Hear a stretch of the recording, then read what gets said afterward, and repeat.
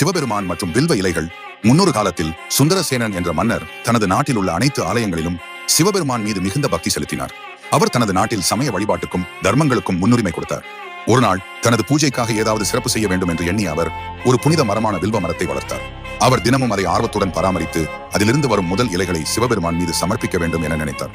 அந்த மரத்தில் முதல் இலையை கண்டதும் அதை மிகுந்த அன்புடன் துலக்கி சிவலிங்கத்தின் மீது வைத்து அவர் வழிபட்டார். அவர் சிறப்பாக ஓம் நம சிவாய என்று ஜெபம் செய்த போது பூஜையின் இறுதியில் சிவபெருமான் நேரடியாக தோன்றினார். நீங்கள் செய்யும் இந்த வழிபாடு எனக்கு மிகவும் பிரியமானது.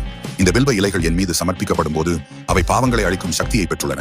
அதனால் நீங்கள் தவிர இந்த பூஜையை செய்வோர் அனைவருக்கும் என் அருள் கிடைக்கும். வில்வ இலைகள் உடலில் உள்ள நஞ்சுகளை அழிக்கும் சக்தியை கொண்டுள்ளன.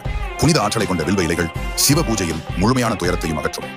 சிவபெருமான போது சுந்தரசேனனிடம் ஒரு அருள்வாக்காக கூறினார், என் மீது வில்வ இலைகளை சிரத்தையுடன் சமர்ப்பிக்கும் பக்தர்களுக்கு நான் எந்தவித துயரங்களையும் அனுமதிக்க மாட்டேன். அவர்கள் வாழ்வில் சாந்தியும் ஆனந்தமும் நிலைநிறுத்தப்படும். அந்த நாள் முதல் வில்வ இலைகள் சிவபெருமானின் வழிபாட்டில்